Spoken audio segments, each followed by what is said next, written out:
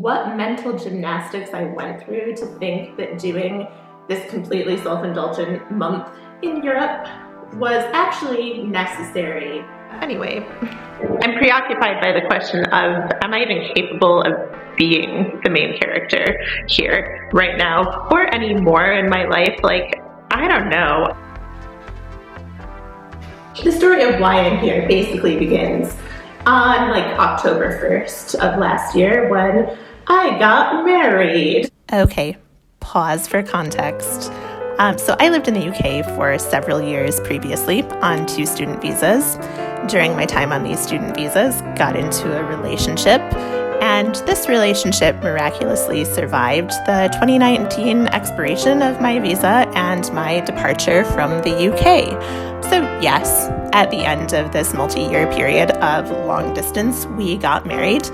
But the thing to keep in mind if you marry someone of a different nationality, or at least a UK-US pairing, which is the only one I can speak to, is that you can't immediately start living together. You have to get permission, and that permission can take time. But we were told basically that our visa processing would take 6 months. I really, really, really did not want to wait 6 months to be able to be in the same physical space as my husband again. And so I started hatching some plans. I started thinking through, okay, so I can't really go to the UK because maybe they'd be like, oh, you're trying to enter the country and you're gonna maybe try to stay, and then if we reject your visa, you might just not leave and you'll stay here anyway or something like that. I think that's probably the logic there. And this is where I hatched the plan of, wait, what if I spend a month in a Eurostar accessible city, and then Jack, my husband, can come and visit me on the weekends. And so I looked at Paris, I looked at Amsterdam, I looked at Brussels. Paris and Amsterdam were both so ridiculously expensive to get an Airbnb for a month. So I picked Brussels, and I got this apartment. It's pretty lovely. I do want to live here forever, but maybe not so alone. On the weekends, Jack comes to visit. He comes in on the Eurostar from London as planned, and we go places. And the weekends take on the form of real life at its finest. We go to bars, restaurants, we go to tourist attractions, we go on day trips, and the weekends cut through the solitude of the weeks and the solitude of the years previously, and they reveal some version of what I think maybe life is supposed to be, when you can be in an actual real life physical partnership with someone who you can actually spend real life time with. It's amazing. But then, the weekends are short. And each time one ended, the doubt started descending again. And there I was, back by myself, alone in unfamiliar surroundings. And the point in me being in Brussels kind of got a little obscure. I was all excited to do this until I actually started doing it. But I did promise myself I would film some footage for day 1 to begin with this vlog, I guess. But anyway, so this morning I went outside to do grocery shopping, to get the essentials for the month ahead, and this feeling washed over me. It was a feeling that I thought I couldn't feel anymore. It was this feeling of being new to the world, kind of. And I really did think that was over. I thought that way I felt when I was maybe 22 or something and really was kind of new to the world, that I would never feel that again. But this morning, stepping out onto my Brussels street, it was this feeling of I know nobody. I am pretty much alone here. And it's bizarre. So as time went on, I started to think of Brussels, or rather my own personal experience of Brussels, as the ultimate liminal state. So it's like a status between statuses, where I've entered as one thing and temporarily I'm existing in a way where none of the usual rules apply. And at the end, I'll certainly exit this liminal space as something different. And then this just compounds the liminal state of my overall life, where I think the long distance relationship in itself too is a liminal state in my estimation, because it exists outside of what we were before when I lived in London and we had a normal relationship complete with real physical dates and stuff. But also it's not where we're going to end up. And when I'm back in London, it won't be the same as it was before because we've been through the liminality of the long distance period.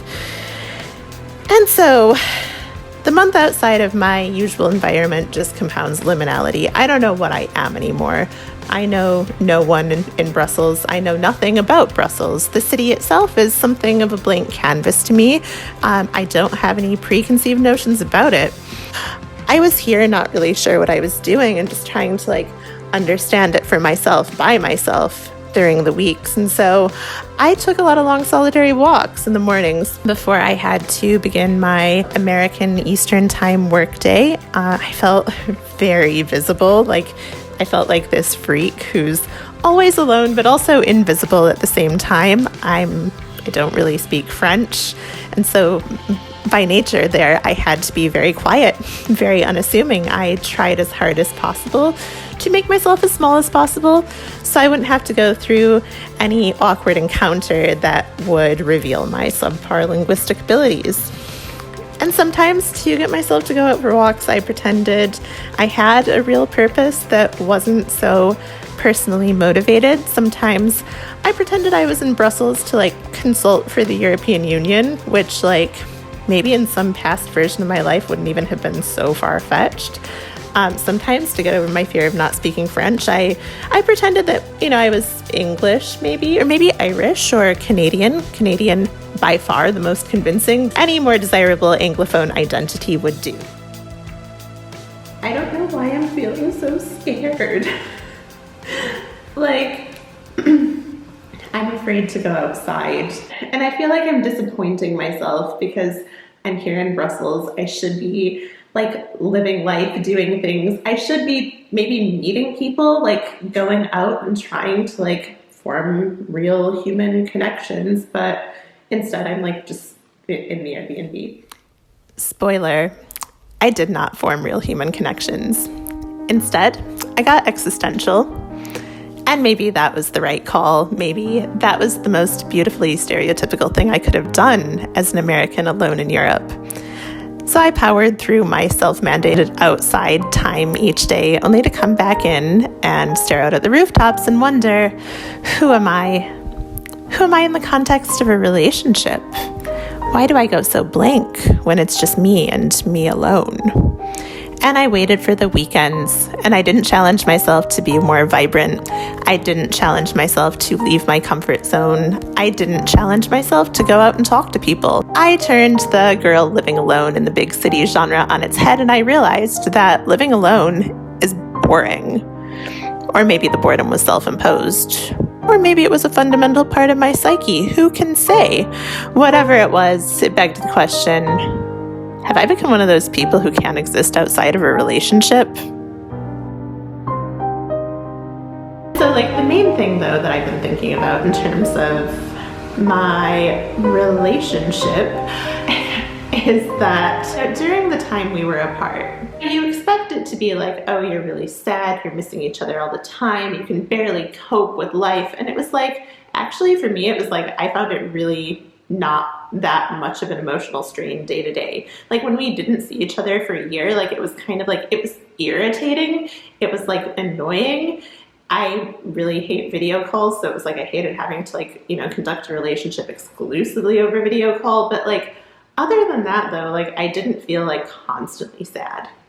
And then fast forward to this time in Brussels and okay, so Jack came for the first weekend. We had a beautiful time. It was so nice. It was so fun. And then he left. And oh my God, after he left, I have never been bereft like I was bereft.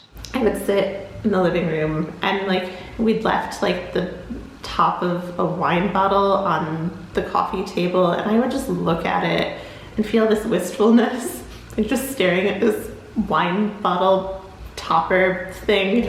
I was oh, when we opened that wine bottle, we were together. So that was sad. Or I would look out the window at the tower that I know is kind of rising up over the Midi station where the Eurostar departs for London, and I'd stare at this tower. I'm staring at it right now, in fact.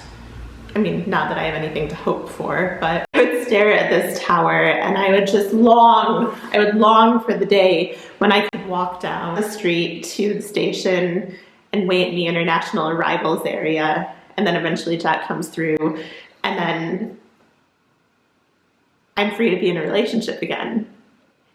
And so, like, I was like, why do I feel so sad, though? Like, why am I so sad now, as opposed to when we were apart for such long periods of time? Like, what's different? What?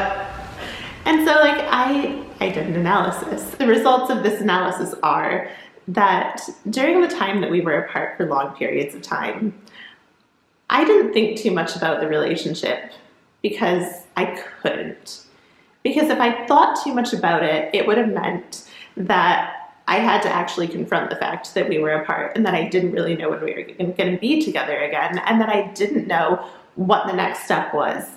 Whereas, like, when we had these, like, quick visits every weekend for such a succession of weekends, I was like, okay, well, now I have something to hope for, and now I can feel something. This whole experience is, like, reaffirmed to me that I'm not, like, super detached and distant in relationships, that I can have feelings, and I do have feelings, and I am the romantic I thought I was. It was just, like, pushed way, way, way deep under so I could be emotionally flat, so I didn't have to feel the despair at knowing that, well, I don't know when I'm going to see my partner again. So that was the revelation.